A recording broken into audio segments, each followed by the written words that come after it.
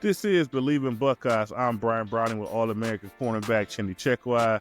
You still looking good, man, in the national championship gear, man. How you doing, Chim, man? How's your week going, man? You still flying high? I'm still feeling good, man. Still national. Yeah, We're national champs for 12 months, man. Yeah, we are national champs. I'm feeling good. The only thing, I don't know, I wouldn't say it's concerning, but the one thing that we got to look at is, we're losing all our coaches. Buckeyes losing all their coaches, man. Success leads to promotions, and those promotions are happening outside of Ohio State. So I guess the real question is, where do we go from here, right? Yeah, man, that's a good one. I mean, but I got it's funny, man. It's like, we've been trying to get to this hunt for so long, right? And then obviously we got to this hunt, and we all know we got all these seniors, right? We got all these seniors, these 4-5-year players, and we know that, it's a good chance that you lose a running back at Junkins, and all these guys that came back, and they did it, right? They got all the way to the top. They did it. They checked the box. They achieved the ultimate goal of being national champions. And we expected to lose a lot of players. But the coaches, man, this thing is kind of throwing me off, man. Obviously, last week, we lose Jim Knowles. We go into in great depth about that and our thoughts about what happened and him going over to essentially our in-conference rivals, going over to Penn State to become the highest paid coordinator in college football. And this one was really surprising. I mean, because I figured Chip would leave, right? Because, he's a head coach guy, right? I mean, he's been doing it for a while. And you figure, eventually he'd get that itch. He'll want to do it again. But I didn't expect it to be so fast, man. Us losing Chip Kelly to go to the NFL to coach the Las Vegas Raiders. And he got did you hear his contract, man? Did you hear that number? Yeah, listen, if they offer me $6 million, I'm on the first thing spoken out to Las Vegas, man. Listen, man. I mean, I understand. And I think, Chip, there was reports even before he got to Ohio State that Chip was looking to get back into the NFL. I think the opportunity to come to Ohio State with all of the talent, all the seniors back, all of that talent that was at Ohio State, all the leadership there to lead that offense and win a national championship, to really put yourself in a good position to get back into the NFL. I think that was very enticing, especially from Chip Kelly's standpoint, to do it with, a guy that he basically was a mentor for, a guy that he's close with. So, I think that was a great opportunity. But now, even bigger opportunity, $6 million contract. $6 million. For my Oakland Raiders, man, my former team. Mark Davis over there, he's just putting out money. He's spending out money, man. He is spending money until they get a quarterback, though. I don't know how much return on investment he's going to get, but they pay him enough money to play a little quarterback, man. He might need to take some snaps. Losing Chip Kelly is tough. I think you mentioned it. First, you lose a lot of seniors. A lot of seniors. Guys on defense, guys offensively, Junkins, who was a junior, but you lose a lot in terms of leadership and talent.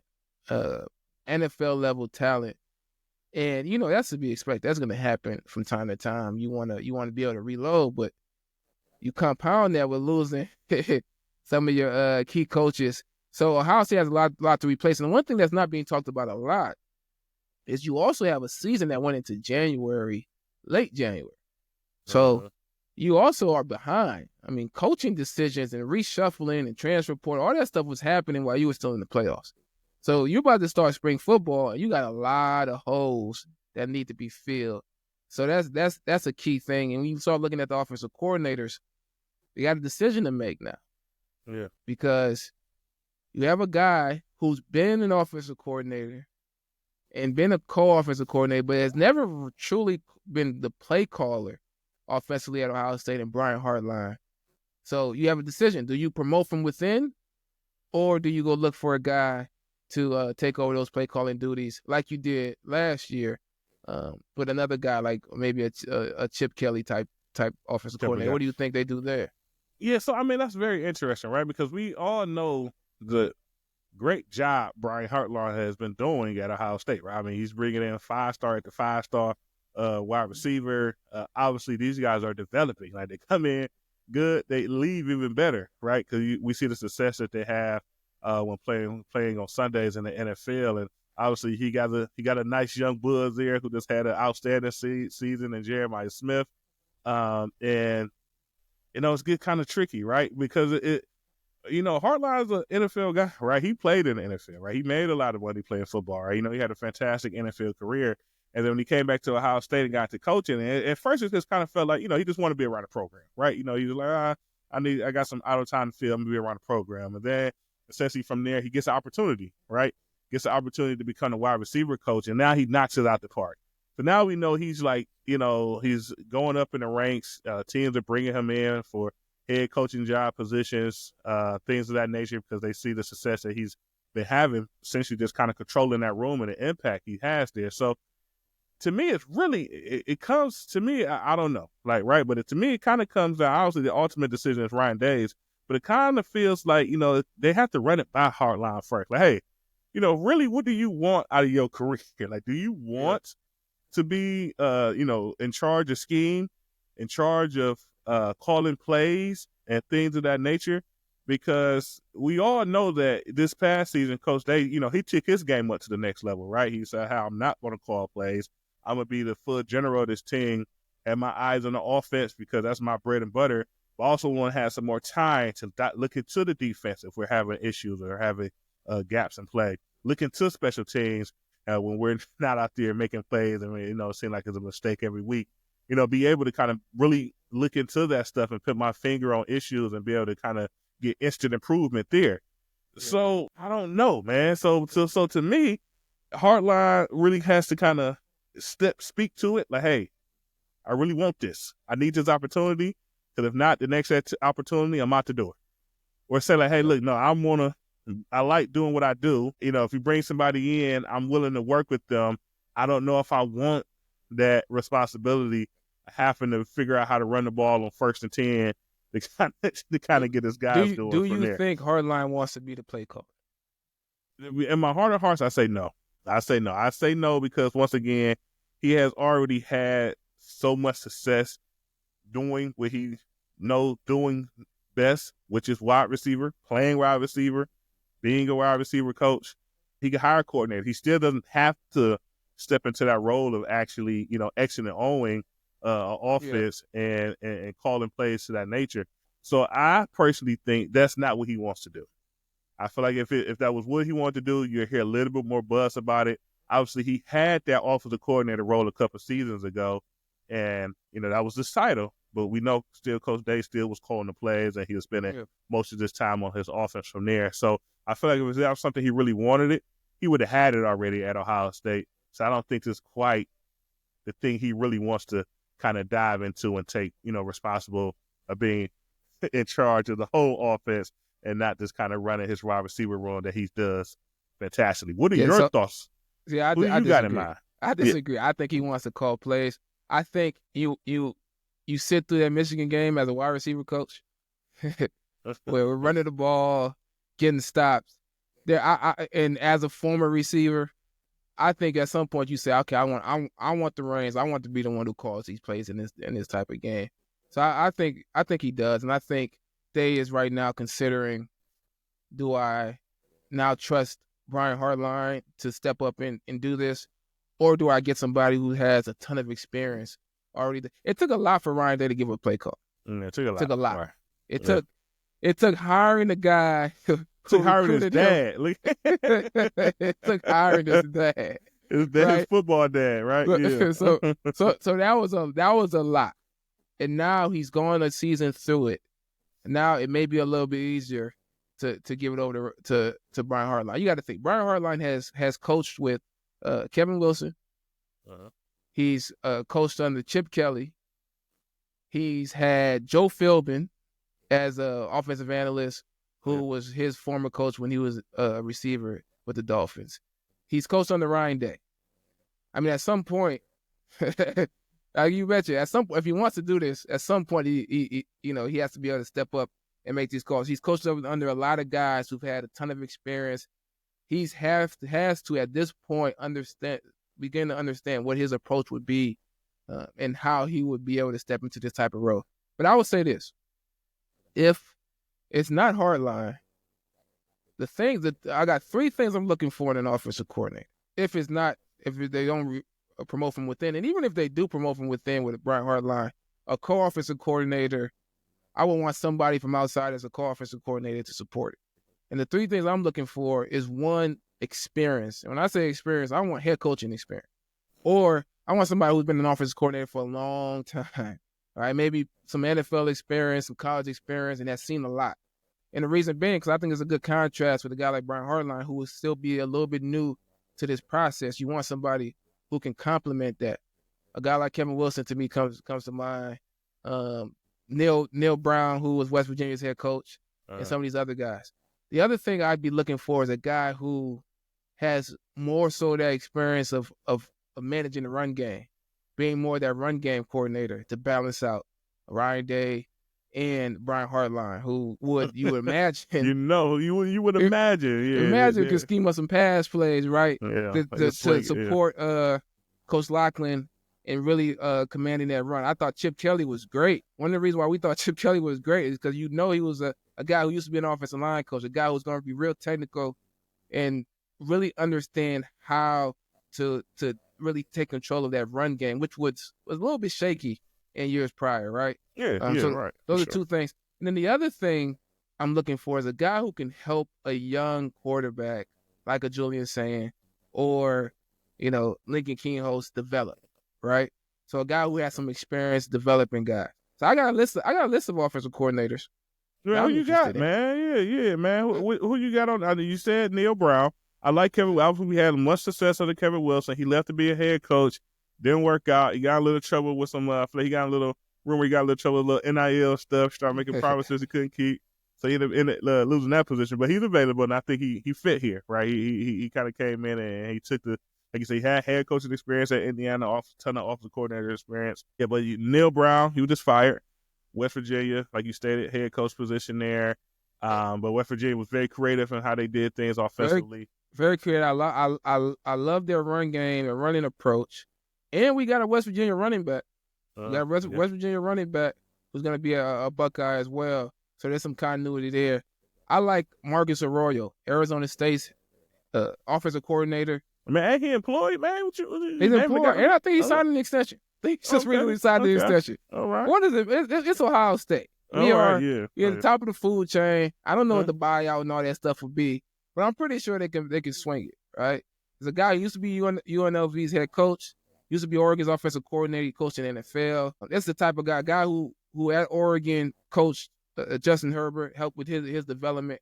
Not the super creative, explosive type play caller as a Chip Kelly, but he's been around a long time, runs a pro-style offense, and I think he could help with a Julian Sand and has some experience with developing a young quarterback like that. If you watch Arizona State's offense, you watch them versus Texas, I mean, their approach, their scheme, they're just really good. Tough running, and they didn't have the talent up front that Ohio State has. But they still play tough. They still took an approach of toughness up front, running the ball tough. So I just like him as offensive coordinator. I don't know how realistic that is, right? But this is my wish list if they decide to go outside and get a guy. But Kevin Wilson's out there. Kevin Wilson's out there. He's available. There's some familiarity there, and I think that'd be a good option. I know people don't like to go back to what has been used before, but I think Kevin Wilson was good prior, and I think he'd be a good guy moving forward as well. No, I agree. Like I said, I like Kevin, the job he did here. Like I say, he was really was straightforward, right? He didn't make a lot of, jokes. He didn't do a lot of extra stuff. He just kind of did his job, and his job was to support the offense, bring his mind to it, right? And obviously they always had a fantastic passing game. Sometimes the running game could get a little bit out of whack, but like you say, we have grown there, and we seen what we was able to do this past year. I got one more name. One more name. Thomas Hammock. I think that's how you say his last name. Northern Illinois head coach. Okay. Northern Illinois head coach. Used to be running back coach. I think he was running back coach with the Ravens and other places. If you watch Northern Illinois, I mean, they've had some big upsets in the last few years. Georgia Tech. They beat Notre Dame. Notre Dame. And, I like I said before, I like a guy that leans more run if we brought in somebody to call plays or somebody to just be co-offensive coordinator to support a Brian That's a good Hartline. point, though, because like you said, I mean, we know they could step in, and Hartline, they could step in at any time and be able to scheme the heck out of some pass, right? But I don't think the run game comes as natural to those two. So he brought in a guy who could make sure that, you know, that the right approach is being had when it comes to running the ball. Because to me, as a former offensive lineman, it's really your approach. Like, you just don't pick plays out of a hat and think, you know, this is what we're going to call, and, you know, we should have success from there. You got to have, like, it's a scheme too. You got to, all right, this is what we do. This is what we're going to do really well. This is what we do against everything. And then once you kind of get that going, you kind of bring stuff off of that. Like, okay, we're really good at running them powered. Now we can kind of come back with a counter. And then once we kind of get good at the counter, we can get in that same lineup, and then we can, and like, you know, you kind of do the same thing with the pass. And we know our coaches could do that with the pass, right? Play with your eyes, get mixed messages, things of that nature. But with offensive line, it's a little bit different because you got to kind of figure out your wins. Like, the double team here is the win. This is how we're going to get yards. Over here, we're going to scheme it this way, and this time we're just really going to try to out-leverage the defense and beat them with speed. And then you kind of come back with another power. We could get this guy, this tight end, on this DN. We know we can win this block here, and we get yards in that fashion. And that's how you kind of scheme up the run game. So you do need someone that's thinking about it, doing it, and installing it correctly. Yeah. So, you know, it shows on Saturdays. Yeah, and you want, if you're gonna keep your assistants that are there, you want somebody who's gonna complement who you currently have intact. And, you know, we had some success last year that you want to keep, right? You want to hold on to somebody that has success. So you want somebody who could collaborate with, you know, what's been working, what Ryan Day wants to do, but also can add that attention to detail from a run game standpoint, and really from the way they sequence play calling and all those things to make sure that Ohio State continues to be effective. And considering that you got some new running backs, you got a new quarterback you got to break in basically, and you have some experience on the offensive line standpoint to really help that transition. So you're going to want a good run game to make it happen. Yeah. Well, I guess we need to talk about this as well. I mean, we're talking about losing coaches, right? We obviously lost our offensive line coach as well. Coach Fry went on to the NFL to coach the Arizona Cardinals. So he'll be back reunited with Paris Johnson out there in Arizona. I'm not going to say – now, the Chip Kelly news was very surprising. A position guy going on to the NFL, not as surprising, especially him being – I hate to say he's a younger coach. I think he's like in his maybe 40, early 40s, but still kind of feels like an early coach. I think this is his first taste of going to the NFL or coaching in the NFL. But, man, that's a tough loss for the offensive line, and I say that for several reasons because, you know, the offensive line is much different than any other position group, right? You know, the offensive line, all their glory is based on everybody else's glory, right? The whole glory of the offensive line is based on your quarterback performance, your running back performance, your wide receivers, how many points you can put up on the board, right? So that makes you be more of a family, a tight unit, right? Like, and I know I really feel tough for the young guys who lost their position coach. You're looking at the Armstrong twins. Obviously, Hensman's getting older, but Hensman has spent a lot of time with Coach Fry and Montgomery, who's went from tackle, who had to learn that guard position. He was a tackle his whole life, a really good tackle. And this year's we need a guard. He steps in and play guard. And all that development that kind of goes into doing those type of things. Coach Fry really brought that out of him. Obviously, Coach Fry took some criticism, but I think of the guy I always supported, just really watching his practices, right? How he ran practice, how in tune to detail he was about, you know, certain things, how to step, how to go about making contact, and how to go, you know, executing blocks to get you to the next level, things of that level. The criticism came in about, you know, not always knowing who we had at the second level kind of appeared. And like I say, couldn't quite figure out why, but was able to kind of get that fix this season once Seth was in there and Chip Kelly stepped in from there. But now they kind of had to start over, right? They had to bring in a new offensive line coach to kind of put their arms around the young guys. You got a couple transfers coming in as they play those tackle positions. That'll be a competition there. Not won't affect them as much, right? Because they was expecting a new coach. They just lost a guy they thought was there. But really feel for some of those younger guys that Coach Fry kind of helped develop, who's now, you know, they have to learn a new coach and build that bond with someone else to kind of become that unit that they want to be. Yeah, I think that's going to be another big hire just in terms of recruiting, one. And, you know, well, Fry did a good job of, with all of the shuffle, you know, injuries, different things, continuing to develop players and having guys ready to go. you want another guy who can do a good job of player development. But another thing he took criticism for was just losing recruits. And I don't know how much of that is on the position coach, how much of it is on NIL. Like, there's a lot of factors today in today's college football when it comes to getting closing recruiting. But I also think they did a good job of identifying, transfer portal guys and scouting in that way. So, yeah, that's going to be a big position to fill. Another big position, obviously, is on the defensive side.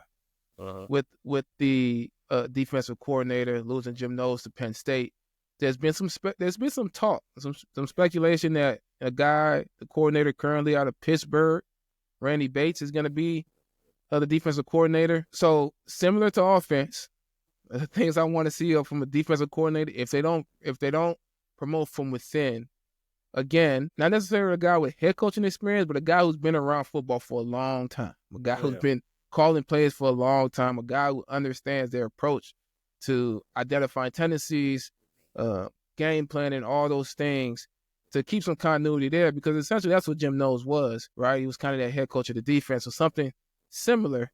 And just like on offense, even more so on defense, we got some really good position coaches. Really good position coaches. A lot of experience. And they found something last year that was successful. So I don't need a guy who will come in and fully change the defense or create his own thing. I want a guy who can facilitate some collaboration so that we can be in the best defense possible. If what Ryan Day says is true and how he feels about Matt Guerrieri, Tim Walton has been a great position coach for a long time. We already know about Larry Johnson's career, right? So we need a guy who can take what these guys already know and can implement some of that, but also be able to do it in a way to take over that play calling. Defensive coordinator is going to be important. Randy Bates specifically, I want to talk specifically about him. He's a former Buckeye too. Got to throw that out there, right? Former Buckeye. Guy graduated from Ohio State, which, usually when you graduate from Ohio State, if you've been a defensive coordinator for a long time, the best job for you is Ohio State defensive coordinator. So that's a plus. A guy who coached at Northwestern as linebacker coach for, I think, about 11 seasons before he took the coordinator job at Pitt.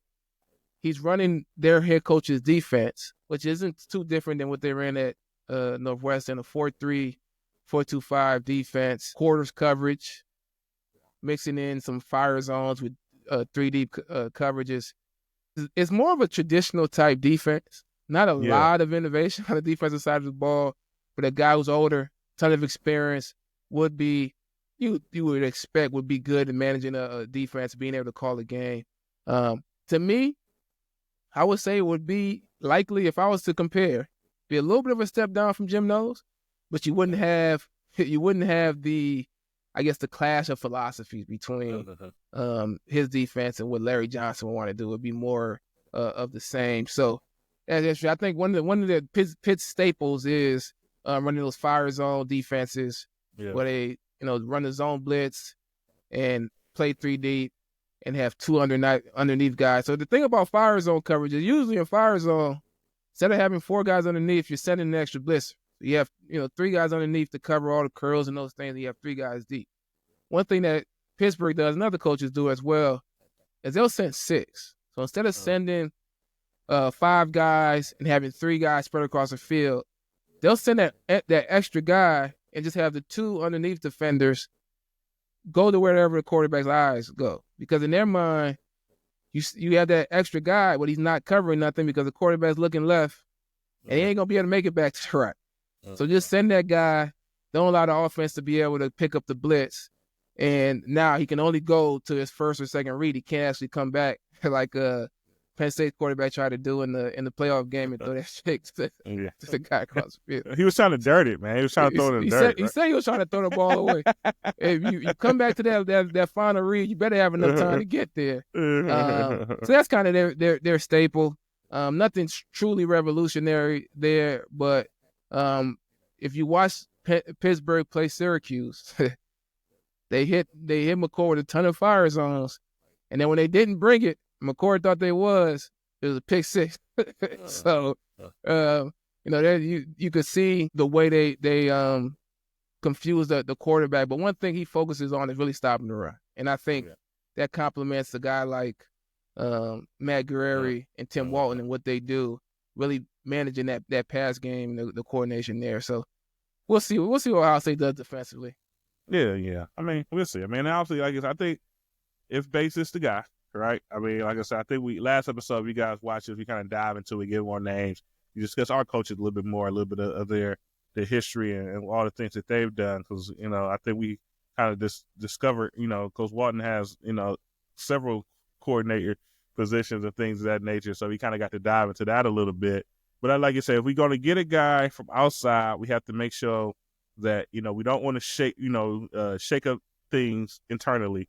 Because we got a good staff there. So if you decide to go outside, make sure you communicate it. I think you gave a hint. You gave everybody a little bit of a bonus, right? To bring this guy in, whoever you decide to do. This is kind of right the ship and let people know, that you consider them. I mean, a lot of times when it comes to coaching, right, or anything, you just want to be considered. Do they even care? Do they even care what I care about, right? So that would be a great way to show it. You bring in a guy, like you say, with a ton of experience to kind of keep things going in that direction as well. I'm looking here before we wrap up. Look like we lost also another assistant, Alec Clark. We lost him. He was a defense assistant. Looked like he took a job at Texas as well. So another guy off the staff. I'm sure we better replace him. But so one quick thing though, what I don't want to lose defensively is some of what we did from a coverage standpoint post-Oregon game. We saw, I talked about what Pittsburgh does with the zone blitz and the 3D. One thing we did this past season is we ran some of those zone blitzes with kind of cover two behind it, these trap coverages, where the quarterbacks, they thought it was 3D, but you got the corners on the outside trapping everything in a cover two, and you had some delayed blitzes with Cody Simon and Sonny Styles, where, we played Indiana, quarterback doesn't know what he's looking at, and then boom, he's getting hit in the face. That worked for us.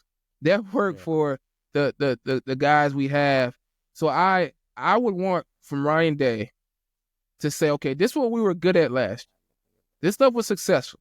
If I bring a guy from outside, I want a guy who has a lot of experience, who's seen everything. I've seen everything. So I can handle anything at this point. And I would like for the assistants that are there to say, look, this is what our guys are good at. This is what has been effective. Let's add this to the arsenal, and these are more tools in the toolbox to do play calling. I don't want a guy to just come in with just the stuff that he does and call those plays, because to me, if you want to do that, you might as well let him bring all his assistants in too, right? You got some guys that exist who are talented, who can help with collaboratively with creating the defense that's most effective. And you found that last year, and you won a national championship.